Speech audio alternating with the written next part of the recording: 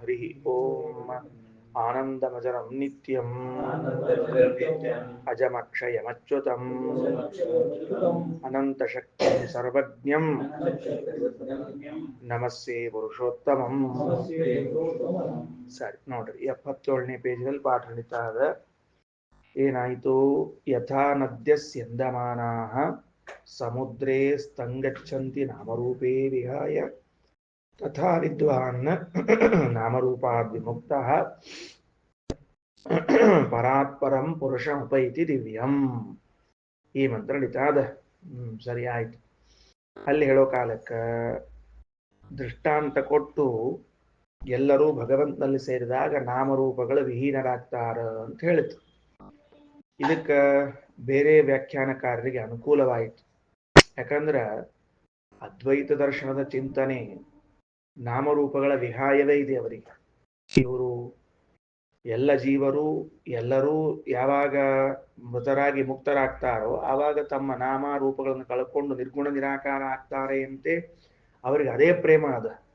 ಅಂದಮೇಲೆ ಹೇಳಿದ್ದು ಬಹಳ ಅನುಕೂಲ ಆಯ್ತು ಅಂತ ಅವ್ರು ಅನ್ಕೊಂಡ್ರೆ ಅದಕ್ಕೆ ಆಚಾರ್ಯ ಅಂತಾರ, ಮುಕ್ತರಾದ ಮೇಲೂ ಅವರ ನಾಮ ಅವರ ರೂಪ ಹಂಗ ಇರ್ತದ ಹೊರತಾಗಿ ಅದೇನು ಬದಲಾಗೋದಿಲ್ಲ. ಮತ್ತು ವೇದ ಯಾಕೆ ಹಿಂಗೆ ಹೇಳಿಗತ್ತದ? ಅಸ್ತಂಗಚ್ಚಂತಿ ನಾಮರೂಪೇ ವಿಹಾಯ ನಾಮರೂಪಾದ್ ವಿಮುಕ್ತಃ. ಯಾಕೆ ಹೇಳಿಗತ್ತದ ಅಂದ್ರೆ ಅಗಮ್ಯ ನಾಮರೂಪತ್ವಾತ್ ಅಮುಕ್ತೈರ್ ಮುಕ್ತಿಗಾನರಾಹ. ಇದೊಂದು ವ್ಯವಸ್ಥೆ ಅದ ಅಲ್ಲಿ. ಏನು?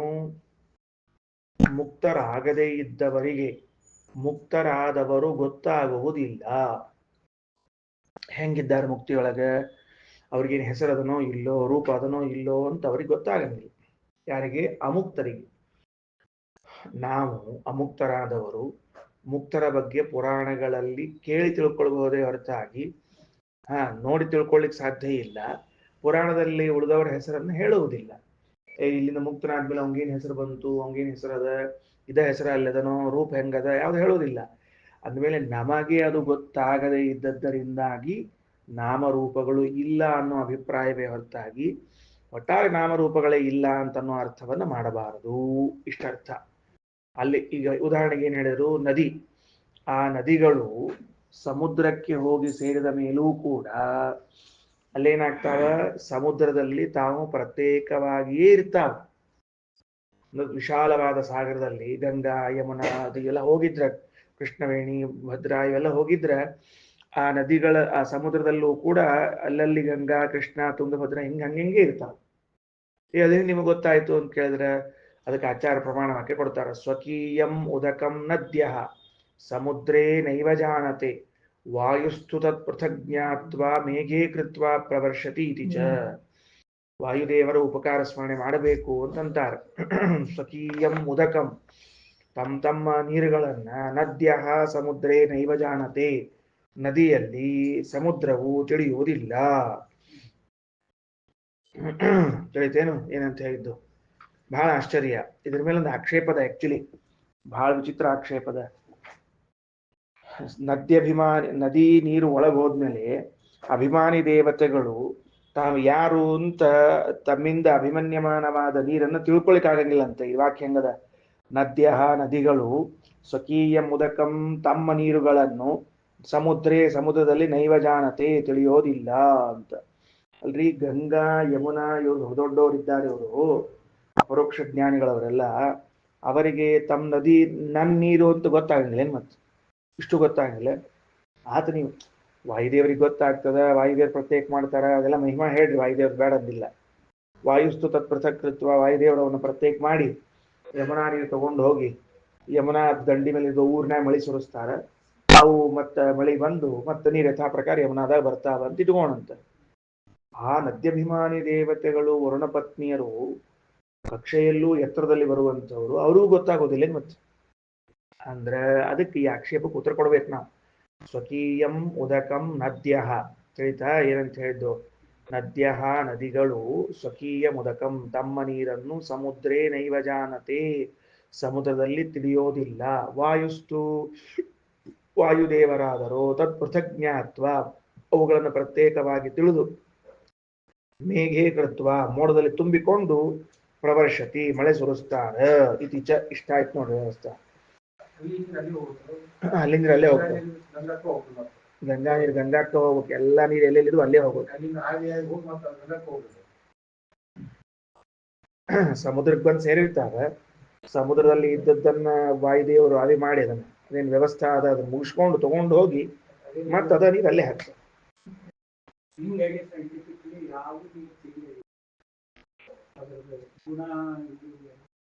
ಥ್ಯಾಂಕ್ಸ್ ಅಪ್ಪ. ಇದೊಂದು ಹೇಳ್ಬಿಡುದು ನಾನು ಸೈಂಟಿಫಿಕ್ಲಿ, ಇದೊಂದು ಹೇಳ್ಬಿಡು. ಮತ್ತು ಉಳಿದವ್ರಿಗೆ ಹೆಂಗೆ ಗೊತ್ತಾಗ್ತದೋ ಇಲ್ಲೋ ಅಂಬೋದೊಂದು ಹೇಳ್ಬೇಕಲ್ಲ ಬರ್ತೀವಿ.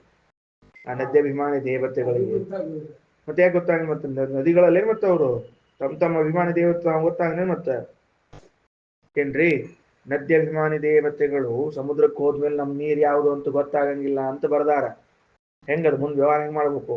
ಅದಕ್ಕೆ ಅವರಿಗೆ ಅಪರೋಕ್ಷ ಜ್ಞಾನಿಗಳಿಗೆ ಗೊತ್ತಾಗಂಗಿಲ್ಲ ಅಂತ ಅರ್ಥ ಅಲ್ಲ, ಗೊತ್ತಾಗೇ ಆಗ್ತದ.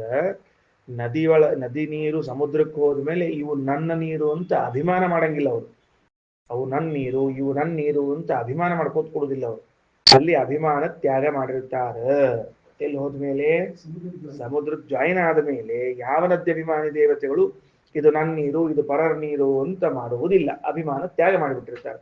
ಅಲ್ಲಿವರೆಗೆ ಅಭಿಮಾನಗಳನ್ನ ಇಟ್ಕೊಂಡಿರ್ತಾರೆ, ತದುತ್ತರ ಕಾಲದಲ್ಲಿ ಅಭಿಮಾನ ತ್ಯಾಗ ಮಾಡ್ತಾರೆ ಅಂತ ಅರ್ಥ.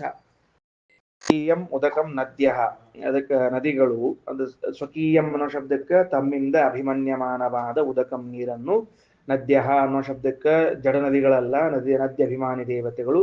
ಸಮುದ್ರೇ ನೈವ ಜಾನತೆ ಅಂದ್ರೆ ಸಮುದ್ರದಲ್ಲಿ ಹೋದಾಗ ತಿಳ್ಕೊಳಂಗಿಲ್ಲ ಅಂದ್ರೆ ಇದು ನನ್ನ ನೀರು ಇದು ಅವಳ ನೀರು ಇದು ಇವಳ ನೀರು ಅಂತ ಅಭಿಮಾನವನ್ನು ತೋರುವುದಿಲ್ಲ. ವಾಯುಸ್ತು ವಾಯುದೇವರಾದರೂ ತತ್ ಪೃಥಕ್ ಜ್ಞಾತ್ವ, ಅವರ ಅಭಿಮಾನ ತ್ಯಾಗ ಮಾಡಿದ್ರು ವಾಯುದೇವರು ಮಾತ್ರ ಇದು ಯಾರ್ಯಾರ ಅಭಿಮಾನ ಉಳ್ಳದ್ದು ಅಂತ ಅವ್ರಿಗೆ ಗೊತ್ತಿದ್ರಿಂದ ಅದನ್ನು ತಗೊಂಡು ಬಂದು ಮೇಘೆ ಪ್ರವರ್ಷತಿ ಅಂದ್ರೆ ಅದಕ್ಕೆ ಮಾಡ್ತಾರೆ. ಅಂದ್ಮೇಲೆ ಏನಾಯ್ತು, ಸಮುದ್ರಕ್ಕೆ ಸೇರಿದ ಮೇಲೂ ನಾಮರೂಪಗಳು ಹಂಗ ಅವ ಅನ್ನೋದಕ್ಕೇನೆ ನಾಮರೂಪ ವಿಹಾಯ ಆಗಲಿಲ್ಲ. ಸರಿ ಹೋತು. ವಿಮುಕ್ತ ಇತಿ ಅಮುಕ್ತ ಇತ್ಯರ್ಥ. ಈಗ ಮತ್ತೊಂದು ಸ್ವಾರಸ್ಯ. ಈಗ ಏನಂತಾರ, ವಿದ್ವಾನ್ ನಾಮರೂಪಾದ್ ವಿಮುಕ್ತ ಅಂತ ತಗೊಂಡ್ರಿ. ಈಗ ಅವರು ಏನ್ ಮಾಡ್ಲಿಕತ್ರಿ, ಈಗ ಅವರು ಅದು ಬಿಡ್ರಿ, ಅದು ಹೋಗ್ಲಿ ಬಿಡ್ರಿ ಅಂದ್ರ ಅವರು. ಮತ್ತೇನು, ಈಗ ನೀವು ದೃಷ್ಟಾಂತದಲ್ಲಿ ಹೆಂಗೋ ಅರ್ಥ ಮಾಡಿಬಿಟ್ರಿ.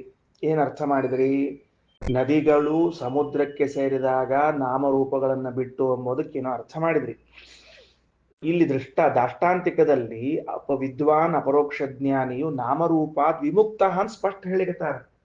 ನಾಮರೂಪದಿಂದ ವಿಮುಕ್ತನಾಗಿ ಅಂತ ಹೇಳಿಕತ್ತೊತ್ನೊಳಗ ದೃಷ್ಟಾಂತಗತವಾದ ವಾಕ್ಯವನ್ನು ಹೊಂದಿಸಿದಂತೆ ದಾಷ್ಟಾಂತಿಕ ವಾಕ್ಯವನ್ನು ಹೊಂದಿಸ್ಲಿಕ್ಕೆ ಬರೋದಿಲ್ಲ ನಿಮಗೆ. ಯಾಕ? ಒಬ್ಬ ಅಪರೋಕ್ಷ ಜ್ಞಾನಿಯು ಪರಮಾತ್ಮನನ್ನ ಹೊಂದಿದ ಮೇಲೆ ನಾಮರೂಪಗಳಿಂದ ವಿಮುಕ್ತನಾಗುತ್ತಾನೆ ಅಂದ್ರೆ ಎಲ್ಲಾ ಬಿಟ್ಟು ಹೋಗ್ತಾನಂತೆ ಅರ್ಥ ಇಲ್ಲ. ಮತ್ತೆ ಹಾಗಿರುವಾಗ ದಾಷ್ಟಾಂತಿಕದಲ್ಲಿ ಅಂದ್ರೆ ಯಾವ ವಿದ್ವಾಂಸನಿಗೋಸ್ಕರ ಇದು ಕೊಟ್ಟಿದ್ದೀರಿ ಅಲ್ಲಿಗೆ ನಾಮರೂಪಗಳಿಂದ ಬಿಡುಗಡೆ ಹೊಂದ್ಬಿಡ್ತಾನ ಅಂತ ಇದ್ದಿದ್ದಕ್ಕೆ ದೃಷ್ಟಾಂತದಲ್ಲೂ ಅದೇ ಅರ್ಥ ಮಾಡ್ಬೇಕು ನೀವು. ಚಂದ್ರನಂತೆ ಮುಖ ಇದೆ ಅಂತ ನೀವು ಹೇಳಿದಾಗ ಮುಖ ಅಂತ ಅನ್ನೋದ್ರಲ್ಲಿ ಏನ್ ಅರ್ಥ ಮಾಡಿರ್ತೀರಿ ಚಂದ್ರನಲ್ಲೂ ಅದೇ ಅರ್ಥ ಮಾಡ್ಬೇಕು. ಅಥವಾ ಚಂದ್ರನಲ್ಲಿ ಏನ್ ಅರ್ಥ ಮಾಡಿರ್ತೀರೋ ಮುಖದಲ್ಲಿ ಅದೇ ಅರ್ಥ ಮಾಡ್ಬೇಕು. ಎರಡು ಬೇರೆ ಬೇರೆ ಮಾಡ್ಲಿಕ್ಕೆ ಬರೋದಿಲ್ಲ. ಚಂದ್ರನಂತೆ ಮುಖ ಇದೆ ಅಂತಂದ್ರ ಶೀತಲ ಅಂದ್ರೆ ಪ್ರಸನ್ನ ಬದನ, ಶೀತಲ ಇವೆಲ್ಲ ಹೇಳ್ಬೇಕೆ ಹೊರತಾಗಿ ಬೇರೆ ಹೇಳಿ ಬರೋದಿಲ್ಲ ನಿಮ್ಗೆ. ಚಂದ್ರನಂತೆ ಮುಖ ಅದ ಅಂದ್ರೆ ಮತ್ತೆ ವರ್ಣದೇವರು ಇದ್ದಂಗೆ ಬಹಳ ಇದ್ದಂಗೆ ಹಿಂಗೆಲ್ಲ ಹೇಳಿ ಬರೋದಿಲ್ಲ. ಆಮೇಲೆ ದಾಷ್ಟಾಂತಿಕದಲ್ಲಿ ವಿದ್ವಾಂಸನು ನಾಮರೂಪಗಳಿಂದ ವಿಮುಕ್ತನಾಗಿದ್ದಾನೆ ಅಂತಿದೆಯಲ್ಲ ಅಂದ್ರೆ ಅದಕ್ಕೆ ಆಚಾರ ಅಂತಾರ ವಿಮುಕ್ತ ಇತಿ ಅಮುಕ್ತ ಇತ್ಯರ್ಥ. ವಿಮುಕ್ತ ಅನ್ನೋ ಶಬ್ದಕ್ಕೆ ಅಮುಕ್ತ ಅಂತ ಅರ್ಥಪ ಅಲ್ಲಿ. ಅದ್ ಹೆಂಗ್ರಿ ಅಮುಕ್ತ ಅಂತ ಹೆಂಗ್ ಬರ್ತದ ಅಂದ್ರೆ, ಈಗ ನಿನಗೇನ್ ಸಮಸ್ಯೆ ಅದ, ಪ್ರಯೋಗ ಬೇಕೋದಿಲ್ಲೋ. ವಿ ಅನ್ನೋ ಶಬ್ದಕ್ಕೆ ವಿಶೇಷ ಅನ್ನೋ ಅರ್ಥ ಹೋಗಿ ನಿಷೇಧ ಅನ್ನೋ ಅರ್ಥ ಬೇಕಾಗಿದೆ ನಮಗೆ. ಹೌದಾ? ಮಾಡಿ ತೋರಿಸೋಣ ಅಂತದ ಏನದ. ಯಾಕ ವ್ಯಾಕರಣದಲ್ಲಿ ವಿರ್ನಿಷೇಧೆ ಪೃಥಕ್ ಭಾವೇ ಅಂತ ಒಂದು ಕ್ರಮ. ವಿ ಅನ್ನೋದು ನಿಷಿದ್ಧ ಹಾಗೂ ಪ್ರತ್ಯೇಕ ಎಂಬ ಅರ್ಥದಲ್ಲಿ ಹೇಳ್ತಾರಂತ. ಬರ್ಕೊಂಡಿಟ್ಕೊಳ್ರಿ. ವಿರ್ನಿಷೇಧೆ ಪೃಥಕ್ ಭಾವೇ. ವಿ ಎಂಬ ಉಪಸರ್ಗವು ನಿಷೇಧ ಎಂಬ ಹಾಗೂ ಪ್ರತ್ಯೇಕ ಎಂಬ ಎರಡೂ ಅರ್ಥವನ್ನ ಹೇಳುತ್ತವೆ. ಸರಿ. ಅಮುಕ್ತ ಅಂದಾಗ ಅರ್ಥ ಏನಾಯ್ತು ಅಂತ ಕೇಳಿದ್ರೆ ಬಿಡುಗಡೆ ಹೊಂದಲಿಲ್ಲ ಅಂತ ಆಗ್ಬಿಡುತ್ತೆ. ಯಾಕಂದ್ರೆ ಮುಕ್ತನಾದ ಅಂದ್ರೆ ಬಿಡುಗಡೆ ಹೊಂದಿದವನು, ಅಮುಕ್ತ ಅಂದ್ರೆ ಬಿಡುಗಡೆ ಹೊಂದದೇ ಇದ್ದವನು ಅಂತ ಅರ್ಥ. ಹಂಗಾದ್ರೆ ವಿದ್ವಾನ್ ನಾಮರೂಪ ವಿಮುಕ್ತ ಅಂದ್ರೆ ನಾಮರೂಪಗಳಿಂದ ಮುಕ್ತಿ ಹೊಂದಲಿಲ್ಲ, ನಾಮರೂಪಗಳಿಗೆ ಇಟ್ಟುಕೊಂಡೇ ಮೋಕ್ಷಕ್ಕೆ ಹೋದ ಅಂತ ಅರ್ಥ ಬಂತು. ಈಗ ಅದಕ್ಕೆ ಅಲ್ರಿ ಉಪಸರ್ಗದ ಅದಕ್ಕದ ಮಾತ್ರ ಕೇಳ್ತಾರ, ಪ್ರಯೋಗ ಬೇಡ ನಮಗ ಅಂದ್ರೆ ವಿಪ್ರಿಯ ಐತಿ. ಇವತ್ತ ಪ್ರಯೋಗ ತೋರಿಸೋಣೇನು ಅಂತ ಕೇಳಿದ್ರು. ಯಾರು ಪ್ರಯೋಗ ತೋರಿಸ್ತಾರ? ಮಹಾಭಾರತದಲ್ಲಿ ವೇದವ್ಯಾಸ ದೇವರು ಬಹಳ ಚಂದ ಒಂದು ಶ್ಲೋಕ ಬರೆದಾರ. ಕೃಷ್ಣಸ್ಯ ವಿಪ್ರಿಯೋ ರಾಜ ಧಾರ್ತರಾಷ್ಟ್ರ ಸಹಾನುಜಃ ಅಂತ ಬರ್ದಾರ. ಏನ್ ಬರ್ದಾರ? ಕೃಷ್ಣಸ್ಯ ವಿಪ್ರಿಯೋ ರಾಜ, ಕೃಷ್ಣನಿಗೆ ವಿಪ್ರಿಯನಾದವನಿದ್ದ ರಾಜ ಧಾರ್ತರಾಷ್ಟ್ರ ಸಹಾನುಜಃ, ದುರ್ಯೋಧನ ಹಾಗೂ ತಮ್ಮಂದರಿಂದ ಸಹಿತನಾದ ರಾಜನಾದ ದುರ್ಯೋಧನನು ಕೃಷ್ಣನಿಗೆ ವಿಪ್ರಿಯನಾಗಿದ್ದನು ಅಂತ ಬರೆದಿದ್ದಾರೆ. ಏನ್ ಅರ್ಥ ಬರೀತಿ ಹೇಳಂಗ? ಅದಕ್ಕೆ ಅಪ್ರಿಯ ಅಂತೆ ಅರ್ಥ ಬರೀತಿ. ಏನು ದುರ್ಯೋಧನ ಕೃಷ್ಣನಿಗೆ ಬಹಳ ಪ್ರೀತಿ ಇದ್ದವನು ಅಂತ ಬರೀತೀವಿ. ಮತ್ತೆ ಅರ್ಥ ವಿಶೇಷ ಪ್ರೀತಿಯಿಂದ ಕೆಲವು ಹಂಗೆ ಬರೀತಿರ್ತಾರೆ. ವಿಪ್ರಿಯ ಅಂದ್ರೆ ವಿಶೇಷ ಪ್ರೀತಿಯಿಂದ ಬರೀತಿರ್ತಾರೆ. ಹೆಂಗ್ ಪ್ರಯೋಗ ಮಾಡ್ಬೇಕು ಅದನ್ನ? ಅಂದ ಮೇಲೆ ಮಹಾಭಾರತದಲ್ಲಿ ವೇದವ್ಯಾಸ ದೇವರು ಕೃಷ್ಣಸ್ಯ ವಿಪ್ರಿಯೋ ರಾಜ ಧಾರ್ತರಾಷ್ಟ್ರ ಸಹಾನುಜ ಅಂತ ಹೇಳಿ ವಿ ಶಬ್ದವನ್ನ ನಿಷೇಧ ಎಂಬ ಅರ್ಥದಲ್ಲಿ ಅಪ್ರಿಯ ಅಂತ ಮಾಡಿಟ್ಟಾರ. ಹಂಗ ಇಲ್ಲೂ ಸತ್ಯಕ್ಕೆ ಏನಾಗ್ತ ಈಗ ಅಂದ್ರೆ ವಿಮುಕ್ತ ಅನ್ನೋದಕ್ಕ ಹಂಗ್ ಮಾಡಿದ್ರಿ. ಮತ್ ಇಲ್ಲಿ ವಿಮುಕ್ತ ಅಂತ ಮಾಡಿದ್ರೆ ಅಲ್ಲಿ ವಿಹಾಯ ಎಂಬುದನ್ನ ಹೆಂಗ್ ಮಾಡ್ತೀರಿ ಅಂದ್ರೆ ಅವಿಹಾಯ ಚ ಇನ್ನೊಂದು ಅರ್ಥ ಮಾಡೋಂತ. ಅದೇನ್ ದೊಡ್ಡ ವಿಷಯ ಅದ. ಏನಂದ್ರು ದೃಷ್ಟಾಂತ ವಾಕ್ಯ ಅಸಂಗತವಾಗ್ತದ. ಯಾಕ? ದೃಷ್ಟಾಂತದಲ್ಲಿ ನಾಮರೂಪಗಳನ್ನು ಬಿಟ್ಟು ಅಂತದಲ್ಲ ಅಂದ್ರೆ ಅಲ್ಲಿ ಅಳ್ಳ ಹಾಕ್ಬಿಡ್ರಿ. ಅಳ್ಳ ಹಾಕಿದ್ರೆ ನಾಮರೂಪಿ ಅವಿಹಾಯ ಅಂತ ಆಗ್ತದೆ. ಅವಿಹಾಯ ಅಂದ್ರೆ ಬಿಡದೇ ಇದ್ದು ಅಂತ. ಹಂಗಾರ ಏನ್ ಮಾಡಿದ್ರು? ಇದು ವ್ಯಾಖ್ಯಾನ ಅಂತರ. ಎರಡನೇ ವ್ಯಾಖ್ಯಾನ ಮಾಡಿದ್ರು. ಮೊದಲನೇ ವ್ಯಾಖ್ಯಾನ ನಾಮರೂಪಗಳು ಇಲ್ಲ ಅಂದ್ರೆ ಮುಕ್ತರಾದವರ ನಾಮರೂಪಗಳು ಅಮುಕ್ತರಿಗೆ ಗೊತ್ತಿಲ್ಲ, ಅದಕ್ಕೆ ವಿಹಾಯ. ಎರಡನೇ ಅರ್ಥ ನಾಮರೂಪೇ ಅವಿಹಾಯ, ನಾಮರೂಪಗಳನ್ನ ಬಿಟ್ಟೇ ಇಲ್ಲ ಅನ್ನೋ ಅರ್ಥ. ದೃಷ್ಟಾಂತಾಷ್ಟಾಂತಿಕ ಎರಡೂ ಕಡೆಗೂ ಕೂಡ ಹೊಂದಿಸಿ ತೋರಿಸಿದ್ರು. ಅನಂತಂ ವೈ ನಾಮ ಇತಿ ಶ್ರುತೇಹೇ, ಅನಂತವಾಗಿದೆ. ನಾಮಗಳು ಎಷ್ಟವ ಅಂತ ಕೇಳಿದ್ರೆ ಅನಂತವಾಗ್ಯಾವ. ಅನಂತ ಅಂದ್ರೆ ನಾಶ ಶೂನ್ಯ ಅಂತ ಅರ್ಥ. ಬರ್ಕೊಂಡು ಇಟ್ಕೊಳ್ರಿ. ಅನಂತಂ ಅನ್ನೋ ಶಬ್ದಕ್ಕೆ ನಾಶ ಶೂನ್ಯ ಅಂತ ಅರ್ಥ ಬರೆದಿಟ್ಕೊಳ್ರಿ. ನಾಮಗಳು ನಾಶಶೂನ್ಯವಾಗಿವೆ. ನಾಶಶೂನ್ಯ ಅಂದ್ರೆ ಇವು ಪರಭಾಷ್ಯಕಾರರು ಹೇಳುವಂತೆ ಹೋದಾಗ ನಾಮ ನಾಶ ಆಗ್ತದ ಅಂತಿಲ್ಲ. ನಾಮ ಇದ್ದೇ ಇರ್ತದೆ, ಹಂಗ ಕಂಟಿನ್ಯೂ ಆಗ್ತದೆ. ನಾಮಕ್ಕ ಈ ಸಂಸಾರಾವಸ್ಥೆಯಲ್ಲಿ ಮಾತ್ರ ಉಂಟು, ಮುಕ್ತ ಆದ್ಮೇಲೆ ನಾಮ ನಾಶವಾಯಿತು ಅಂತಲ್ಲ, ಹಂಗೆ ಇರ್ತದ ಅನ್ನೋದಕ್ಕೆ. ಹೌದು ಹೌದೌದು. ಅಸಮಾನ ಇದು ಇಲ್ಲಲ್ಲ, ಇಂದ್ರಿಯಗಳಷ್ಟು ಸಾಮರ್ಥ್ಯ ಇಲ್ಲಲ್ಲ. ವಾದಿಸ್ಲಿ ಯಾರು ಬೇಡ ಅಂದಾರ?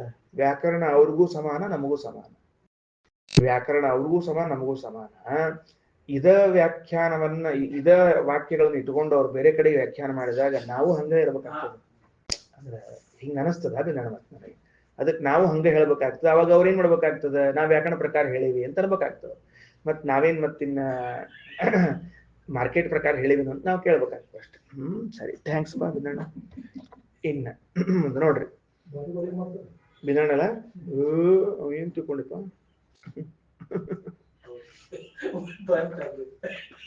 ಈ ಪ್ರಕರಣವನ್ನು ಉಪಸಂಹಾರ ಮಾಡ್ಲಿಕ್ಕೆ ಬರ್ತಾರ. ಆಥರ್ಣ ಉಪನಿಷತ್ತು ಮುಕ್ತಾಯವಾಗ್ತದ. 9ನೇ ಮಂತ್ರದಲ್ಲಿ ಏನ್ ಹೇಳ್ತಾರ ಅಂದ್ರ ಉಪನಿಷತ್ತನ್ನು ಅಧ್ಯಯನ ಮಾಡಿ ಅರ್ಥ ತಿಳಿದುಕೊಂಡವರ ಫಲವೇನು ಅಂತ. ಉಪನಿಷತ್ತು ರಹಸ್ಯವಾದ ವಿದ್ಯೆಯಾದದ್ದರಿಂದ ಇದನ್ನ ಯಾರು ತಿಳ್ಕೊಳ್ತಾರೋ ಅವರಿಗೇನ್ ಫಲ ಆಗ್ತದ ಅಂತ ಒಂದು ಪ್ರಶ್ನೆ. ಯಾಕಂದ್ರೆ ರಹಸ್ಯ ವಿದ್ಯೆಗಳನ್ನು ತಿಳಿದಾಗ ಅದರ ಒಂದು ಫಲ ಇರ್ತದೆ. ಇಲ್ಲದೆ ಹೋದ್ರೆ ಅದು ರಹಸ್ಯ ವಿದ್ಯಾ ಅಂತ ಕರೆಸಿಕೊಳ್ಳಿಕ್ಕೂ ಕಷ್ಟ. ಅದಕ್ಕೆ ಅದನ್ನ ಬಹಳ ಚಂದ ಹೇಳ್ತಾರ. ಹೇಳೋ ಕಾಲಕ್ಕೆ ಒಂದು ಶಬ್ದ ಹೆಂಗದ ಅಂತಂದ್ರೆ ಮತ್ತ ಜೀವಬ್ರಹ್ಮರ ಅಭೇದ ಪ್ರತಿಪಾದನೆ ಆಗ್ಲಿಕ್ಕತ್ತದೇನು ಅನ್ನೋ ಹಂಗದರಿ ಅಲ್ಲಿ ವಾಕ್ಯ. ಅದಕ್ಕೆ ಮತ್ತೆ ವಿವರಣೆ ಮಾಡ್ಬೇಕಾಯ್ತು ಶ್ರೀಮದಾಚಾರ್ಯಗೆ. ಮತ್ತೊಂದು ಪುಟ ಬರ್ಬೇಕು ಚಂದಾಗಿ.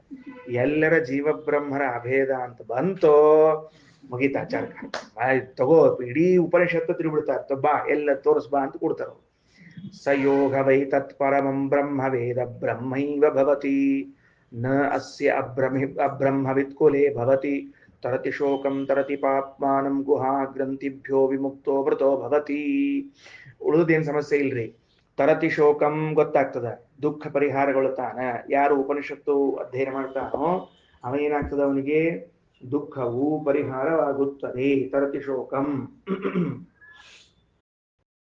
ಸರಿ, ಹಾ ಅಣ್ಣ ಕರೆಕ್ಟ್ ಅಣ್ಣ, ದಾಟ್ತಾನಂತ ಅರ್ಥ. ತರತಿ ಪಾಪ್ಮಾನಂ, ಪಾಪವನ್ನ ದಾಟ್ತಾನ ತಿಳಿತಾ. ಪಾಪ್ಮಾನಂ ಅಂದ್ರೆ ಪಾಪ ಅಂತ ಅರ್ಥ. ಗುಹಾ ಗ್ರಂಥಿಭ್ಯೋ, ಹೃದಯ ಗುಹೆಯಲ್ಲಿರುವಂತಹ ಗಂಟಾದ ಅವಿದ್ಯಾ ಕಾಮಕರ್ಮಾದಿಗಳನ್ನ ವಿಮುಕ್ತೋ ಭವತಿ ಅಮೃತೋ ಭವತಿ, ಮೋಕ್ಷವನ್ನು ಹೊಂತಾನ, ಇಲ್ಲೇನ್ ಸಮಸ್ಯೆ ಇಲ್ಲ.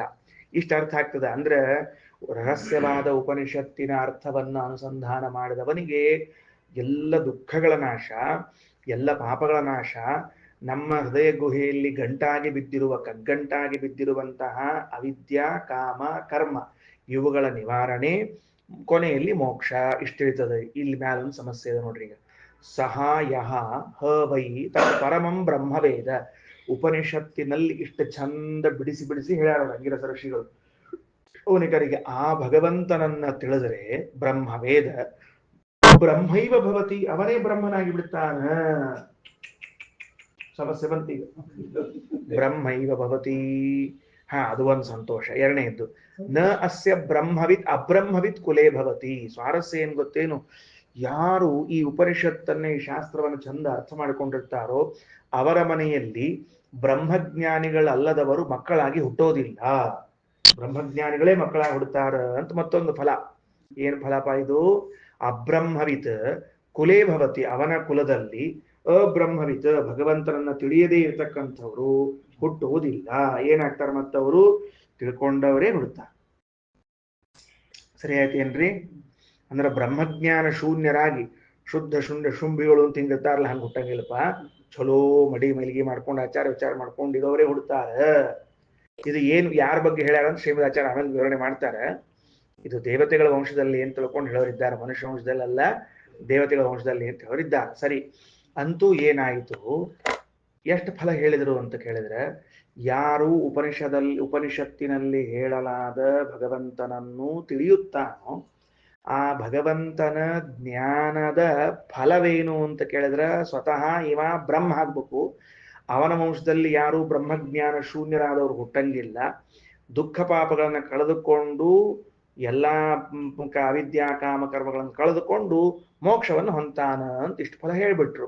ಅಲ್ಲಿ ಆಚಾರ್ಯ ವಿವರಣೆ ಮಾಡ್ತಾರೆ ಏನಂತ, ಬ್ರಹ್ಮವೇದ ಬ್ರಹ್ಮೈವ ಭವತಿ ಅಂದ್ರೆ ಭಗವಂತನನ್ನ ತಿಳಿದವನು ಬ್ರಹ್ಮನನ್ನ ತಿಳಿದವನು ಬ್ರಹ್ಮನೇ ಆಗುತ್ತಾನೆ ಅಂದ್ರೆ ಅರ್ಥ ಏನು?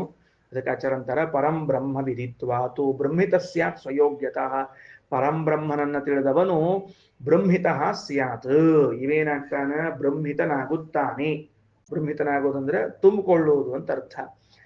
ಬ್ರಹ್ಮನನ್ನ ತಿಳಿದಾಗ ಇವ ಬ್ರಹ್ಮನಾಗ್ತಾನ, ಬ್ರಹ್ಮಿತನಾಗ್ತಾನ. ಎದರಿಂದ ಅಂತ ಕೇಳಿದ್ರೆ ಸ್ವಯೋಗ್ಯತಾನುಸಾರವಾಗಿ ತಾನು ಬ್ರಹ್ಮಿತನಾಗ್ತಾನೆ ಹೊರತಾಗಿ ಬೇರೆದಲ್ಲ. ಹಾ ಪೂರ್ಣತ್ವ ಅಂತ ಅರ್ಥ. ಶ್ರೀನಿವಾಸ ತೀರ್ಥರು ಹೇಳ್ತಾರೆ ಬ್ರಹ್ಮಿತಃ ಅನ್ನೋದಕ್ಕೆ ಪೂರ್ಣನಾಗುತ್ತಾನೆ ಅಂತ ಅರ್ಥ. ಬರೆದಿಟ್ಕೊಳ್ರೆ. ಶ್ರೀನಿವಾಸ ತೀರ್ಥರು ಹೇಳಿದ್ದೇನಂತ ತಿಳ್ಕೊಂಡು, ಜೀವಾನಾಂ ಬ್ರಹ್ಮತ್ವಂ ನಾಮ ಬ್ರಹ್ಮಿತತ್ವಂ ಪೂರ್ಣತ್ವಂ ಏವ ಸ್ಯಾತ್. ಬ್ರಹ್ಮಿತಃ ಪೂರ್ಣಃ. ಸರಿ ಆಯ್ತಾ? ಯಾರು ಬ್ರಹ್ಮ ಪೂರ್ಣನಾದ ಭಗವಂತನನ್ನು ತಿಳಿಯುತ್ತಾನೋ ಅವನು ಸ್ವಯೋಗ್ಯತಃ ಬ್ರಹ್ಮಿತ ಸ್ಯಾತ್, ತನ್ನ ಯೋಗ್ಯತಾನುಸಾರವಾಗಿ ಪೂರ್ಣ ಆಗ್ತಾನ. ಹಂಗ್ಯಾಕೆ ಅನ್ಬೇಕ್ರಿ ಆಚಾರ? ಯೋಗ್ಯತಾನುಸಾರವಾಗಿ ಪೂರ್ಣ ಆಗ್ತದ ಅಂತ ಯಾಕೆ ಅನ್ಬೇಕು? ಒಟ್ಟು ಅವರು ಪೂರ್ಣ ಆಗ್ಬಿಡ್ತಾರೆ ಇವರು ಪೂರ್ಣ ಆಗ್ಬಿಡ್ತಾರೆ ಅಂತ ಯಾಕೆ ಅನ್ಬಾರ್ದು ಅಂತ ಶ್ರೀನಿವಾಸ ತೀರ್ಥರೇ ಪ್ರಶ್ನೆ ಮಾಡ್ಕೊಂಡು ಏನ್ರಿ ಏನಂದ್ರು? ಯೋಗ್ಯತಾನುಸಾರ ಪೂರ್ಣ ಯಾಕೆ ಅನ್ಬೇಕು? ಪೂರ್ಣ ಆಗ್ತಾರ ಅಂಬೋದು ಕರೆಕ್ಟು. ಯೋಗ್ಯತಾನುಸಾರವಾಗಿ ಯಾಕೆ ಅಂತ ಕೇಳಿದಾಗ ಅದಕ್ಕೆ ಹೇಳಿದ್ರು, ತಂಬಿಗಿ ಬಕೀಟು ಕೊಡ ಅನ್ನೋದು ಹೆಂಗ ತನ್ನ ಯೋಗ್ಯತಾನುಸಾರವಾಗಿ ನೀರಿನಿಂದ ಪೂರ್ಣ ಆಗ್ತದೋ ಹಂಗ ಜೀವ ತನ್ನ ಯೋಗ್ಯತಾನುಸಾರ ಪೂರ್ಣ ಆಗ್ತಾನ ಅರ್ಥ. ಎಲ್ಲಾರು ಒಂದೇ ತರಹ ಪೂರ್ಣ ಆಗಂಗಿಲ್ಲ. ಅದಕ್ಕೆ ಸ್ವಯೋಗ್ಯತಾನುಸಾರ ಏನಂತ ಶಬ್ದ ಹಾಕ್ಯಾರ. ತಂಬಿಗಿಯೂ ಪೂರ್ಣ, ವಾಟಗಾನೂ ಪೂರ್ಣ. ಹೌದು, ಮತ್ತು ವಾಟಗ ಪೂರ್ಣ ಅಲ್ಲ, ತಂಬಿಗೆ ಎಷ್ಟ ಪೂರ್ಣ ಅಂದ್ರೆ ವಾಟಗ ಅಳ್ತದ ಅದು. ನಾ ಯಾಕೆ ಪೂರ್ಣ ಅಲ್ಲ ಅಂತ ಕೇಳ್ತದೆ. ವಾಟಗ ಫುಲ್ ಆದಷ್ಟು ನೀರ್ ಎಷ್ಟ ತಂಬಿಯಾಗ ಹಾಕಂದ್ರೆ ಪೂರ್ಣ, ತಂಬಿಗೆ ಪೂರ್ಣ ಅಲ್ಲ ಅಂತ ಅದಳಿಕೆ ಮಾಡ್ತದೆ. ಅದಕ್ಕೆ ಘಟ ಉದಂಚನ ಶರಾವ ಅಂತ ಕರೆದಾರ. ಮಣ್ಣಿನಿಂದ ಮಾಡಿರುವಂತಹ ಪದಾರ್ಥಗಳು ಉದ್ದನ್ ಗಡಿಗೆ ಅಡ್ಡಂದು ಹಿಂಗಿದ್ದು ಎಲ್ಲವೂ ತನ್ನ ಯೋಗ್ಯತೆಗೆ ಅನುಗುಣವಾಗಿ ತುಂಬಿರ್ತದೆ. ಹಂಗ ಪೂರ್ಣನಾದ ಭಗವಂತನನ್ನು ತಿಳಿದದ್ದಕ್ಕೆ ನಾವೇನಾಗ್ತೀವಿ? ಯೋಗ್ಯತಾನುಸಾರವಾಗಿ ಪೂರ್ಣರಾಗುತ್ತೇವೆ. ಇದೇ ಬ್ರಹ್ಮವೇದ ಬ್ರಹ್ಮೈವ ಭವತಿ ಅಂತ ಅರ್ಥ. ನಾಯೋಗ್ಯಂ ಕಿಂಚಿದಾಪ್ನೋತಿ, ಅವನಿಗೆ ಅಯೋಗ್ಯವಾದದ್ದನ್ನ ಯಾವುದೂ ಅವ ಹೊಂದಲಾರ. ಅವನ್ ಯೋಗ್ಯತನ ಅಲ್ಲದ ಹೆಂಗ್ ಹೊಂದ್ಬೇಕಮ್ಮ? ಬರುವುದೇ ಇಲ್ಲ. ಹೊಂದುವುದಿಲ್ಲ. ಇನ್ನ ಕುತಯೇವ ಹರೇರ್ಗುಣಾನ್, ಇನ್ನ ಇವನೇ ಬ್ರಹ್ಮ ಆಗೋದು ಎಲ್ಲಿಂದ? ಅವನು ಯೋಗ್ಯತಾ ಇಲ್ಲದೆ ಇದ್ದದನ್ನ ಹೊಂದಂಗಿಲ್ಲ ಅಂದ್ಮೇಲೆ ದೇವರ ಗುಣಗಳನ್ನ ಎಲ್ಲಿಂದ ಹೊಂದಬೇಕು? ಇವ ಬರುವುದಿಲ್ಲ. ಬ್ರಹ್ಮತ್ವಂ ಬ್ರಹ್ಮಿತತ್ವಂ ಸ್ಯಾತ್ ಜೀವಾನಾಂನ ಪರಾತ್ಮತ ಅಸ್ವತಂತ್ರಸ್ಯ ಜೀವಸ್ಯ ಕುತೋ ನಿತ್ಯ ಸ್ವತಂತ್ರತಾ. ಬ್ರಹ್ಮತ್ವ ಅಂದ್ರೆ ಪೂರ್ಣತ್ವ ಅಂತ ಅರ್ಥಪ. ಜೀವರಿಗೆ ಪರಮಾತ್ಮನ ಜೊತೆಗೆ ಅಭೇದ ಅಲ್ಲ. ಯಾಕ? ಅಸ್ವತಂತ್ರನಾದ ಜೀವನಿಗೆ ಎಲ್ಲಿಂದ ಬರಬೇಕು? ನಿತ್ಯ ಸ್ವಾತಂತ್ರ್ಯ. ಇಷ್ಟು ಹೇಳಿತು. ಇಲ್ಲಿ ಮ್ಯಾಲ ಹೇಳಿದ್ನಲ್ಲಿ ಬ್ರಹ್ಮವಿದ್ ಬ್ರಹ್ಮವೇದ ಬ್ರಹ್ಮಯು ಭವತಿ ಅಂತ ನೋಡ್ರಿ. ಅದಕ್ಕೆ ವದರಾಜ ಸ್ವಾಮಿಗಳು ಒಂದು ಚಂದ ದೃಷ್ಟಾಂತ ಕೊಟ್ಟಾರೆ. ಬಹಳ ಚಂದ ಕೊಟ್ಟರು ವದರಾಜ ಸ್ವಾಮಿಗಳು. ಏನು ಅಂತಂದ್ರೆ, ನೋಡಪ್ಪ, ಬ್ರಹ್ಮನನ್ನ ತಿಳಿದವನು ಬ್ರಹ್ಮನಾಗುತ್ತಾನೆ ಅಂತ ಹೇಳಿಕತ್ತಿರೋ ಇಲ್ಲೋ? ನಿಮ್ ಪ್ರಕಾರ ಇವು ಬ್ರಹ್ಮ ಆಗ್ಲಿ ಬೇಡಂದಿಲ್ಲ. ಒಂದು ನಮಗ ಲೋಕದೊಳಗೆ ದೃಷ್ಟಾಂತ ಕೊಡ್ರಿ. ಏನ್ ದೃಷ್ಟಾಂತ ಕೊಡ್ಬೇಕು ಅಂದ್ರೆ, ಯಾವ ವ್ಯಕ್ತಿ ಯಾರನ್ನ ತಿಳಿತಾನೋ ಇವ ಅವನೇ ಆಗ್ತಾನ ಅನ್ಲಿಕ್ಕೆ ಒಂದು ದೃಷ್ಟಾಂತ ಕೊಡ್ರಿ ನಮ್ಗೆ. ನಾವು ಒಪ್ಕೊಂಡ್ಬಿಡ್ತೀವಿ. ನಂಗೆ ಏನ್ ತಕರಾರಿಲ್ಲ ಇಲ್ಲ ನಿಮ್ದು. ಈಗ ನಾನು ನಿಮ್ಮನ್ನ ತಿಳಿದೆ ಅಂದ್ರೆ ನಾ ಏನಾಗ್ಬೇಕು? ನೀವ ಆಗ್ಬೇಕು. ನೀವ ಆಗ್ತೀನೋ ನಿಮ್ ಹಂಗ ಆಗ್ತೀನೋ ಹೇಳಿ, ಒಂಚೂರು ವಿಚಾರ ಮಾಡಿ ಹೇಳ್ರಿ. ವಿಚಾರ ಬಹಳ ಸ್ವಾರಸ್ಯದ. ಅದಕ್ಕೆ ದೃಷ್ಟಾಂತ ಕೊಡ್ತಾರೆ. ಭ್ರಮರಂ ಧ್ಯಾಯನ್ ಕೀಟೋಪಿ ತದನುಯಾಯಿ ಭ್ರಮರಾಂತರಮೇವ ಭವತಿ. ವದರಾಜಸ್ವಾಮಿಗಳು ಅಂತಾರ, ವೀರಣ್ಣ ನೀ ಹುಡುಕ್ಬೇಡಪ್ಪ, ಅದು ವದರಾಜಸ್ವಾಮಿಗಳ ವ್ಯಾಖ್ಯಾನ ಹೇಳಿಗತ್ತೀನಪ್ಪ. ಪುಸ್ತಕ ತಗೋಬೇಕಾರ ಹಂಗೇನ್ ಕೊಡ್ಬೇಕಂತ ಏನಿಲ್ಲ. ಈಗ ಅಲ್ಲೊಂದ್ ದೃಷ್ಟಾಂತದ್ರಿ. ಎಲ್ ದೃಷ್ಟಾಂತದ? ಭಾಗವತ್ ಸಪ್ತಮ ಸ್ಕಂದೊಳಗ ಕುಡ್ಡೇಯ ಅಂತ ಮನುಸ್ಮರನ್ ಒಂದು ಈ ಭ್ರಮರ ಅದೇನ್ ಮಾಡ್ತದ? ಒಂದು ಹುಳವನ್ನ ತಂದು ಒಳಗೆ ಇಟ್ಬಿಟ್ಟಿರ್ತದೆ. ಕುರುಡಿ ಕುಠಾರ ಅಂತ ಹೆಸರದ ಹುಳಕ್ಕ. ಅದು ಗೂಡೊಳಗಿದ್ದದ್ದು ಅದನ್ನ ನೋಡ್ ಏನಾಗ್ತದೆ ಅಂದ್ರೆ ತಾನು ಹಂಗ ಆಗ್ತದೆ. ಭಾರಿ ವಿಚಿತ್ರ ಇದು. ಈ ಬಟರ್ಫ್ಲೈ ಮತ್ತೆ ರೇಷ್ಮೆ ಹುಳದ ಕಥೆ ಇರ್ತಲ್ಲ, ಹಂಗಿದ್ದಂಗ ಅದೇನಾಗ್ತದ? ನೋಡಿ ಅದರ ಹಂಗ ಆಗ್ಬಿಡ್ತದೆ ಹೊರತಾಗಿ ಅದ ಆಗಂಗಿಲ್ಲ. ಏನಾಗಂಗಿಲ್ಲ? ಅದ ಆಗಂಗಿಲ್ಲ. ಅಂದಮೇಲೆ ಯಾವ ವ್ಯಕ್ತಿ ಲೋಕದಲ್ಲಿ ಯಾರನ್ನ ತಿಳಿತಾನೋ ಅವನಂತೆ ಆಗಬಹುದೇ ಹೊರತಾಗಿ ಅವನೇ ಹಂಗಾಗಿ ಬರ್ತದೆ. ಅವನ ಆದ್ರೆ ಅವ ಹೋಗಿ ಉಳಿಬೇಕಾಗ್ತದೆ. ಹೌದು, ಇಲ್ಲೂ ಬರ್ತದೆ ಲೋಕ. ನಾವು ಮತ್ತೆ ದಿವಸ ಸ್ವಾಮಿಗಳನ್ನ ನೋಡ್ತಿರ್ತೀವಿ, ದಿವಸ ಸ್ವಾಮಿಗಳ ಬಗ್ಗೆ ಕೇಳ್ತಿರ್ತೀವಿ. ಅವ್ರ ಪಾಠ ಪ್ರವಚನ ಎಲ್ಲ ಕೇಳಿ ತಿಳ್ಕೊಂಡು ಒಂದು 15-20 ವರ್ಷ ಆದ್ಮೇಲೆ, ಅಷ್ಟು ಲಘು ಬೇಡ, ಅವಸರ್ಲೆ ಬೇಡ, ಒಂದು 15-20 ವರ್ಷ ಆದ್ಮೇಲೆ ನಾವು ಒಂದು ದಂಡ ಹಿಡ್ಕೊಂಡು ಶಾಟಿ ಹಿಡ್ಕೊಂಡು ಟ್ಯಾಂಟ್ ಅಂತೀವಿ ಅಂದ್ರೆ ಹಂಗಿದ್ದವ್ರು ಇನ್ನೂ ಅಲ್ಲೇ ಇದ್ದಾರಲ್ಲ, ಮತ್ತೆ ಆಗೇ ಇಲ್ಲ. ಅದಕ್ಕೆ ಹೇಳಿದ್ರು. ಅಂದಮೇಲೆ ವದರಾಜ ಸ್ವಾಮಿ ಅಂತಾರೆ, ಎಂದೆಂದೂ ಹಂಗ ಆಗುದಿಲ್ಲಪ್ಪ. ಯಾರು ಇನ್ನೊಬ್ಬರನ್ನ ತಿಳ್ಕೊಂಡ್ರೆ ಬಹಳ ಅವ್ರ ಜೊತೆಗೆ ಇದ್ರೆ ಅವ್ರ ಹಂಗ ವ್ಯವಹಾರ ಮಾಡ್ಲಿಕ್ಕೆ ಶುರು ಮಾಡ್ತಾರೆ. ಅವ್ರ ಸ್ಪೀಚಿಂಗ್ ಸ್ಟೈಲು, ಆಮೇಲೆ ನಡೆಯೋದು, ಆಮೇಲೆ ಊಟದ ಎಲ್ಲ ಅವ್ರ ಹಂಗ ಆಗ್ತಾ ಹೊರತಾಗ ಅವರೇ ಆಗುದಿಲ್ಲ ಎಂದು ಕರೀತಾ ಏನಂತ ಹೇಳಿದ್ದು. ಆದರೆ ನಂಗೆ ಹೇಳ್ಬಾರ್ದು ಅಂತ ತಿಳಿಸಿದ್ರು. ಇನ್ನ ಬ್ರಹ್ಮತ್ವಂ ಬ್ರಹ್ಮಿತಂ ಸ್ಯಾತ್. ಅಲ್ರಿ ಹಂಗ್ಯಾಕಂತೀರಿ? ಅಸ್ವತಂತ್ರನಾಗಿದ್ದೀವ ಜೀವ ಮತ್ತು ಹೋಗೋಲ್ನ್ಯಾಕ ಏನಾದ್ರೂ ಆಗ್ಬಿಡ್ತಾನಂತೀವಿ ಅಂತಂದ್ರ ಸಂತೋಷ. ಜೀವನು ಏನಂತ ಅದಕ್ಕೆ, ಅಸ್ವತಂತ್ರನಾಗಿರುವಂತಹ ಜೀವನಿಗೆ ನಿತ್ಯ ಸ್ವತಂತ್ರನಾದ ಪರಮಾತ್ಮ ಭಾವ ಬರೋದಿಲ್ಲ. ಯಾಕ? ಒಂದು ವೇಳೆ ಹಂಗ್ ಬರ್ತಿತ್ತು ಅಂದ್ರೆ ಹಿತಾಕರಣಾದಿ ದೋಷ ಪ್ರಸಕ್ತಿ. ಏನು? ನಮಗೆ ಅಹಿತವಾದದ್ದನ್ನು ನಾವ್ಯಾಕೆ ಮಾಡ್ಕೋತೀವಿ ಹೇಳಿ? ಅಂತ ನೀ ಭಗವಂತನ ತಿಳಿದ್ ನೀ ಭಗವಂತ ಆಗೋದಾದ್ರೆ ನೀ ಯಾಕೆ ನಿನಗೆ ಅಹಿತವಾದದ್ದನ್ನು ಮಾಡ್ಕೋತೀಪ? ನಿನಗೆ ಅಹಿತವಾದದ್ದನ್ನ ನೀ ಮಾಡ್ಕೋಬಾರ್ದು. ಹೋದ್ರೆ ನೀ ಬ್ರಹ್ಮ ಆಗಿದ್ರೆ, ಆಮೇಲೆ ನಿನಗೆ ಅಹಿತವಾದದ್ದನ್ನ ನೀ ಮಾಡ್ಕೋತಿ ಅಂದ್ರ ನೀ ಬ್ರಹ್ಮ ಆಗಿಲ್ಲ ಅಂತ ಫಿಕ್ಸ್ ಆಯ್ತಲ್ಲ. ಅದಕ್ಕೆ ಎಂದು ಹಂಗ ಈ ಒಬ್ಬ ಹೋಗಿ ಇನ್ನೊಬ್ಬ ಆಗ್ತಾನಂತ ಹೇಳ ಅನಬಾರ್ದಪ್ಪ ಅಂತ ತಿಳಿಸಿಕೊಟ್ರು. ಅದರ ಮೇಲೆ ಮುಂದೆ ವಿಚಾರ ಮಾಡ್ತಾರೆ. ಹೋಗ್ಲಿ ಬಿಡು, ಇಲ್ಲಿ ಬಂದ ವಾಕ್ಯಗಳನ್ನೇ ವಿಚಾರ ಮಾಡೋ. ಪೂರ್ವತ್ರ ಬಂದ ವಾಕ್ಯಗಳು, ಆ ವಾಕ್ಯಗಳ ವಿಚಾರದಿಂದ ನಿಂಗೆ ತಿಳಿತದ ಏನಂತ ತಿಳ್ಕೊಂಡು ಜೀವಬ್ರಹ್ಮರ ಭೇದನೆ ಅದ ಅಂತ ಹೇಳಿ. ಯತ್ರ ಅಮೃತಃ ಸಹ ಪುರುಷಃ ಅವ್ಯಯಾತ್ಮಃ. ಎಲ್ಲಿ ಈ ಮುಕ್ತರೆಲ್ಲರೂ ಇರ್ತಾರ ಆ ಪುರುಷ ಅವ ನಾಶರಹಿತ. ಅಂದ್ರ ಭಗವಂತನಿಗೂ ಇವರಿಗೂ ಆಶ್ರಯೀ ಭಾವ ಅದ. ಯತ್ರ ತತ್ಸತ್ತಸ್ಯ ಪರಮಂ ನಿಧಾನಂ ಅಮೃತಶೇಷ ಸೇತು. ಮುಕ್ತರಿಗೆ ಭಗವಂತ ಸೇತು ಆಗಿದ್ದಾನ. ಶರವತ್ತನ್ಮಯೋ ಭವೇತ್. ಬಾಣವು ಗುರಿಯಲ್ಲಿ ಹೋಗಿ ನೆಟ್ಟಂತೆ ಇವ ಹೋಗಿ ನೆಡ್ತಾನ. ಬ್ರಹ್ಮತಲ್ ಲಕ್ಷ್ಯ ಮುಚ್ಚತೆ. ಬ್ರಹ್ಮ ನಮಗ ಲಕ್ಷ್ಯ ಆಗ್ಯಾನ. ನಿರಂಜನ ಪರಮಂ ಸಾಮ್ಯಮುಪೈತಿ. ಭಗವಂತನ ಸಾಮ್ಯ ಹೊಂದುತ್ತೇವೆ. ಇತ್ಯಾದಿನ ಮುಕ್ತಸ್ಯ ಭಗವತ್ ಸರ್ವತ್ರ ಭಗವತ್ ಸಕಾಶಾತ್ ಭೇದಸ್ಯೈವ ಉಕ್ತತ್ವಾಚ್ಚ. ಇದೇ ಉಪನಿಷತ್ತಿನಲ್ಲಿ ಎಲ್ಲಾ ಕಡೆಗೂ ಕೂಡ ಮುಕ್ತನಿಗೂ ಮತ್ತು ಭಗವಂತನಿಗೂ ಭೇದವೇ ಹೇಳಿದ. ಬ್ಯಾರೆ ಉಪನಿಷತ್ ಬೇಡ, ಇದೇ ಉಪನಿಷತ್ತು ತಗೊಂಡ್ರು ಶ್ರೀಮದಾಚಾರ್ಯ. ಎಷ್ಟು ವಾಕ್ಯ? ಯತ್ರಾಮೃತ ಯತ್ರ ಸತ್ಯಸ್ಯ ಅಮೃತಶೇಷ ಶರವತ್ತನ್ಮಯೋ ಭವೇತ್ ಬ್ರಹ್ಮತಲ್ಲಕ್ಷ ಮುಚ್ಚತೆ. ಈ ಎಲ್ಲಾ ವಾಕ್ಯಗಳನ್ನು ನೋಡಿದಾಗ್ಲೂ ಅದೇ ಅನಿಸ್ತದೆ. ಇನ್ನು ಸ್ವತಃ ಸೂತ್ರಕಾರರು ವೇದವ್ಯಾಸ ದೇವರು ಅವರೇನಂತಾರ, ಮುಕ್ತೋಪಸೃಪ್ಯ ವ್ಯಪದೇಶಾತ್ ಜಗದ್ವ್ಯಾಪಾರ ವರ್ಜಂ ಪ್ರಕರಣಾದ ಸನ್ನಿಹಿತತ್ವಾಚ್ಚ ಇತ್ಯಾದಿನ ಭಗವತಾಪಿ ಸರ್ವತ್ರ ಭೇದಸ್ಸೈವ ಸೂಚಿತತ್ವಾತ್. ಇಷ್ಟೂ ಸೂತ್ರಗಳು, 3 ಸೂತ್ರ. ಮುಕ್ತೋಪಸೃಪ್ಯ ವ್ಯಪದೇಶಾತ್, ಮುಕ್ತರಾದವರು ಭಗವಂತನನ್ನ ಹೊಂದುತ್ತಾರೆ. ಜಗದ್ವ್ಯಾಪಾರ ವರ್ಜಂ, ಮುಕ್ತರಾದವರು ಬಹಳ ಚಂದ ನೆನ್ಪಿಟ್ಕೊಳ್ರಿ, ಮುಕ್ತರಾದವರು ಜಗತ್ತಿನ ವ್ಯಾಪಾರದಲ್ಲಿ ಏನೂ ಇಲ್ಲ. ಅವರು ಅಂದ್ರೆ ಸೃಷ್ಟಿ ಸ್ಥಿತಿ ಲಯಗಳನ್ನೇನು ಮಾಡೋದಿಲ್ಲ. ಆದರೆ ಪರಮಾತ್ಮ ಸೃಷ್ಟಿ ಸ್ಥಿತಿ ಲಯಗಳನ್ನು ಮಾಡ್ತಾನೆ. ಅಂದಮೇಲೆ ಮುಕ್ತರಿಗೂ ಪರಮಾತ್ಮನಿಗೂ ಭೇದ ಸ್ಪಷ್ಟದ ಇಲ್ಲಿ. ಒಂದು ವೇಳೆ ಮುಕ್ತರಾದ ಮೇಲೂ ಕೂಡ ಜೀವಬ್ರಹ್ಮರು ಒಂದಾಗುವುದಾದ್ರೆ ಪರಮಾತ್ಮ ಮಾಡಿದಂತೆ ಸೃಷ್ಟಿಯಾದಿಗಳನ್ನು ಅವರು ಮಾಡಬೇಕಾಗಿತ್ತು. ಬರುದಿಲ್ಲ, ಅವರು ಅಭಿನ್ನ ಅಲ್ಲ ಅಂತ ಅರ್ಥದಕ್ಕೆ ಮತ್ತೆ ಜಗದ್ ವ್ಯಾಪಾರ ವರ್ಜಂ. ಇನ್ನು ಪ್ರಕರಣಾದ ಅಸನ್ನಿಹಿತತ್ವಾಚ್ಯ, ಇದೊಂದು ಸೂತ್ರ. ಈ ಸೂತ್ರದಿಂದಲೂ ಕೂಡ ಅದನ್ನ ಹೇಳ್ಯಾರ. ಮತ್ತೆ ಮುಂದೆ ವೇದ, ನತೇ ಮಹಿತ್ವಂ ಅನ್ವಷ್ಣುವಂತಿ, ಸ್ವಾಮಿ ನಿನ್ನ ಮಹಿಮೆಯನ್ನ ಯಾರೂ ಹೊಂದಲಾರರು ಅಂದ್ರೆ ಯಾರೂ ಹೊಂದಂಗಿಲ್ಲ ಅಂದ್ಮೇಲೆ ಅಭೇದ ಆಗುದಿಲ್ಲ ಅಂತ ಆಯ್ತಲ್ಲ. ಮತ್ತೆ ನತೇ ಮಹಿತ್ವಂ ಅನ್ವಷ್ಣುವಂತಿ ಅನ್ನೋದು ಅಲ್ಲೇ ಬಂದ್ಬಿಡ್ತಲ್ಲ, ಸ್ಪಷ್ಟ ಆಯ್ತಲ್ಲ ನಮಗ. ಸೋಷ್ಣುತೆ ಸರ್ವಾನ್ ಕಾಮಾನ್ ಸಖ ಬ್ರಹ್ಮಣ ವಿಪಶ್ಚಿತ. ಏನೋ ಎಲ್ಲ ಅಪರೋಕ್ಷ ಜ್ಞಾನಿಗಳು ಭಗವಂತನ ಜೊತೆಗೆ ಕುಳಿತುಕೊಂಡು ಚಂದ ಸುಖ ಭೋಗ ಮಾಡ್ತಾರ, ಊಟಕ್ಕೆ ಕೊಡ್ತಾರ ಒಂದ ಸಾಲಿನಾಗ. ಭಾರಿ ಅದಪ್ಪ. ನಾವು ಉಡುಪಿಯೊಳಗೆ ಸಹಪಂಕ್ತಿ ಅಂತಿಕೊಂಡು ಸ್ವಾಮಿಗಳ ಕಡೆ ಕೂತಿರ್ತಾರ, ನಾವ್ ಈ ಕಡೆ ಊಟಕ್ಕೆ ಕೂತಿರ್ತೀವಿ ಅಂತ ಹಿಂಗಿರ್ತದಲ್ಲ, ಹಂಗ ನಾವು ದೇವರಲ್ಲಿ ಕೂತಿರ್ತಾನ, ಇಲ್ಲಿ ನಾವು ಜೊತೆ ಕೊಡುವಂತ ಊಟಕ್ಕೆ. ಗೊತ್ತಾತಿಲ್ಲೋ? ಹಂಗದ ಅಂದ್ಮೇಲೆ ಭೇದನೆ ಇರಬೇಕೆ ಹೊರತಾಗಿ ಅಭೇದ ಇರಂಗಿಲ್ಲ.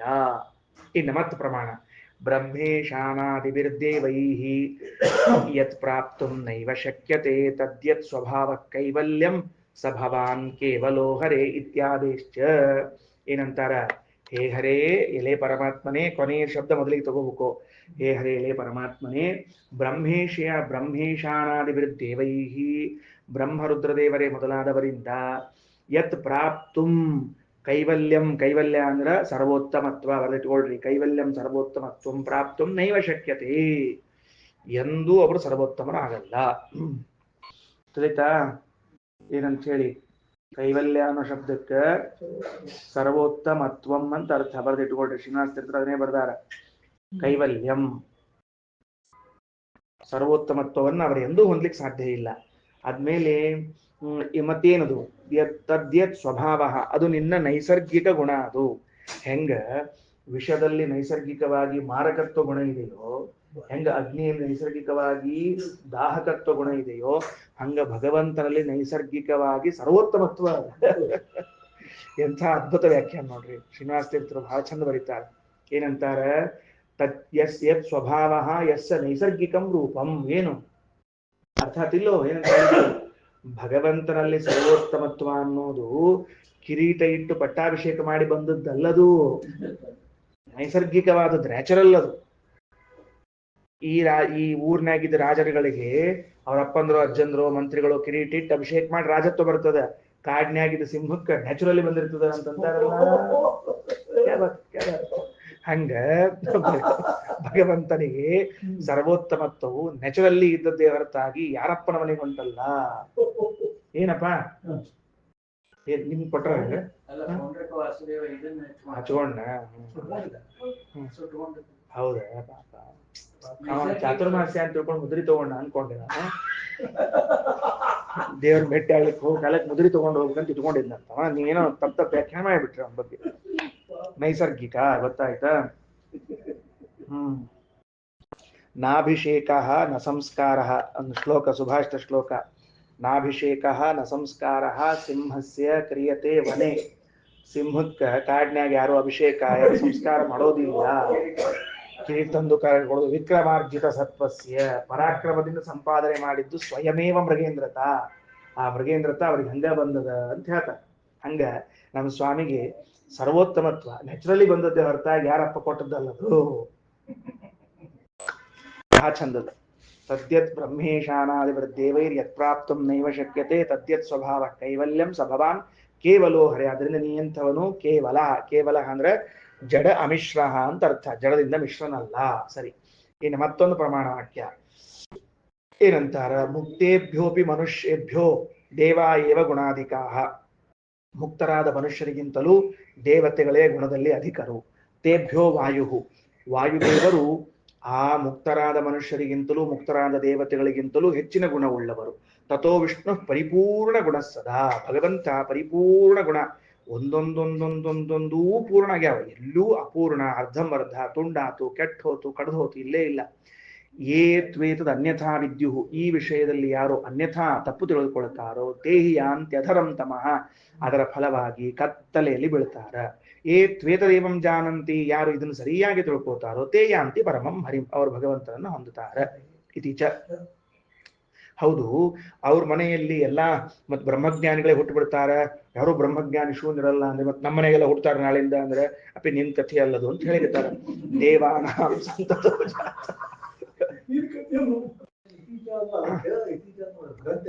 ಅಲ್ಲಲ್ಲ, ಮತ್ತು ಮತ್ತು ಹಿಂದೇನೋ ಒಂದು ಗ್ರಂಥ ಕೊಟ್ಟಿರ್ತಾರಲ್ಲ, ಅದ್ರೊಳಗೆ ಮತ್ತು ಇದು ಅದ, ಅದ್ರೊಳಗೆ ಮತ್ತು ಇದು ಅಂತ. ಹಂಗ ದೇವಾನಾಂ ಸಂತತೋ ಜಾತಾಹ ಪ್ರಾಯಶಃ ಜ್ಞಾನಿನಃ ಕೃತೆ ಕೃತೆ ಕೃತೆ ಯುಗೆ ಅಂತ ಅರ್ಥ. ಅದ್ರ ಮುಂದೆ ಬರ್ಕೊಂಡು ಇಟ್ಕೊಳ್ರಿ, ಕೃತೆ ಮೇಲೆ ಯುಗೆ ಅಂತ ಬರ್ಕೊಳ್ರಿ, ಕೃತೆ ಯುಗೆ ಅಂತ ಗೊತ್ತಿರ್ಬೇಕು. ಕೃತಯುಗದಲ್ಲಿ ದೇವತೆಗಳ ಸಂತಾನದಲ್ಲಿ ಪ್ರಾಯಶಃ ಜ್ಞಾನಿಗಳೇ ಹುಡ್ತಾರೆ. ಬಲವದ್ಧೇತುತಶ್ಚ ಅನ್ಯೇ ಇಸ್ಮಾತ್ ಬ್ರಹ್ಮವಿದ ಸುರ, ಅಕಸ್ಮಾತ್ ಯಾರಾದ್ರೂ ಶಾಪ ಕೊಟ್ಟಿದ್ರ ಅಥವಾ ಇನ್ನೇನಾದ್ರೂ ಆಗಿದ್ರೆ ಮಾತ್ರ ಧಡ್ರು ಹುಟ್ಟಬೇಕು ಅವ್ರ ಮನ್ಯಾಗ. ಬ್ರಹ್ಮಜ್ಞಾನಿಗಳ ಮನೆಯಲ್ಲಿ ಧಡ್ರಿ ಯಾಕೆ? ದೇವತೆಗಳ ಮನೆತನದಲ್ಲಿ ನೋಡ್ರಿ, ಕೃತಯುಗದಲ್ಲಿ ದೇವತೆಗಳ ವಂಶದಲ್ಲಿ ಪ್ರಾಯ ಬ್ರಹ್ಮಜ್ಞಾನಿಗಳೇ ಹುಡ್ತಾರೆ. ಅಲ್ರಿ ಒಂದೆರಡು ಹುಡುಕೊಂಟು ಅಂತೀವಿ ಅಂತಂದ್ರೆ ಅವು ಶಾಪಗ್ರಸ್ತ ಇರ್ತಾವ ಅಷ್ಟ. ಯಾಕ? ಯಸ್ಮಾತ್ ಬ್ರಹ್ಮವಿದ ಸುರಾಹ, ಬ್ರಹ್ಮಜ್ಞಾನಿಗಳಾದ ದೇವತೆಗಳು ಅಂಥವ್ರ ಮನೇಲಿ ಹುಟ್ಟಿ ಅಲ್ಲ, ಸಾಧನೆ ಇಲ್ಲ. ಇನ್ನ ನಸಂತತೌ ಬ್ರಹ್ಮವಿದ ನರಾಣಾಂ ಜ್ಞಾನಿನಾಮಪಿ, ಬಹಳ ಚಂದ. ನರಾಣ ಜ್ಞಾನಿನಾಪಿ ನರಾಣಾಂ ಸಂತತೌ ನ ಬ್ರಹ್ಮವಿದ. ಇಲ್ಲ, ನಾವು ಮನುಷ್ಯರ ಬಗ್ಗೆ ಈ ಮಾತು ಒಪ್ಪೋದಿಲ್ಲ ಏನ್ರಿ. ಜ್ಞಾನಿನಾಮಪಿ ನರಾಣಾಂ, ಅವರ ಅಪರೋಕ್ಷ ಜ್ಞಾನಿಗಳಾಗಿದ್ರೂ ಕೂಡ ಸಂತತೌ ಸಂತತಿಯಲ್ಲಿ ಬ್ರಹ್ಮವಿದ ನ, ಬ್ರಹ್ಮಜ್ಞಾನಿಗಳು ಹುಟ್ಟಾರ ಅಂತೇನಿಲ್ಲ. ಅದು ಮತ್ ಪ್ರಾಯಶನೇ, ಅಲ್ಲಿಯೂ ಅಪವಾದವ, ಹುಟ್ಟ್ಯಾರ ಹಂಗಿಲ್ಲ ಅಂತೇನಲ್ಲ. ಅದಕ್ಕೆ ಪ್ರಾಯಶಃ ಸ್ಯುಹು, ಬಹಳ ಚಂದ ನೋಡ್ರಿ, ಪ್ರಾಯಶಃ ಹುಡ್ತಾರ. ಸುರಾಣಾಂಚ ನಿಯಮೋಯಂ ಕೃತಯುಗೆ, ಇಲ್ಲೇನ್ ಮೇಲ್ ಹೇಳಿಗತಾರ, ಇದು ಕೃತಯುಗದಲ್ಲಿ ದೇವತೆಗಳ ನಿಯಮ. ಅಂದ್ರೆ ಯಾರು ಶಾಸ್ತ್ರಗಳನ್ನ ಅಧ್ಯಯನ ಮಾಡ್ತಾರ ಅಂಥವರು ದೇವತೆಗಳ ವಂಶದಲ್ಲಿ ಹುಟ್ಟಿ ಬರ್ತಾರ. ಅವರ ವಂಶದಲ್ಲಿ ಹುಟ್ಟಿದವರು ಯಾರು ಬ್ರಹ್ಮಜ್ಞಾನ ಶೂನ್ಯರಾದವ್ರು ಇಲ್ಲ. ಅಲ್ಲ, ಮನುಷ್ಯರಲ್ಲೆಲ್ಲ, ದೇವತೆಗಳಲ್ಲಿ ಹುಟ್ಟಬಹುದು, ಮನುಷ್ಯರಲ್ಲಿ ಚಾನ್ಸ್ ಹೆಂಗೂ ಆ ಕಡೆ ಈ ಕಡೆ ಹಿಡುವುದ. ತಸ್ಮಾತ್ ಮುಗಿಸಿದ ಆಚಾರ್ಯರು ಏನಂತಾರೆ, 50 ಇಲ್ಲ, 99.1, 99 ಆ ಕಡೆ 1 ಈ ಕಡೆ. ಅಂದ್ರೆ ನಿಮ್ ಅನುಕೂಲ 50-50 ಹೇಳಿದ್ರೆ ನಾ ಮತ್ತೆ ಹಂಗ ಬೇಜಾರ್ ಮಾಡ್ಕೋಬೇಡ್ರಿ. 2 ಭಾಗ 99 ಹೌದ್ರಿ ಆಚಾರ, ಮತ್ ನಮ್ಮ ಹೋಗ್ತಿಲ್ಲ ಅದೇ ಮಾಡ್ಬೇಕು. ಇಲ್ಲ 99 ಭಾಗ ಇಲ್ಲ, 1 ಭಾಗ ಅದ ಅಂತ. ತಸ್ಮಾತ್, ಆದ್ದರಿಂದ ಏನಾತ್ ನೋಡ್ರಿ,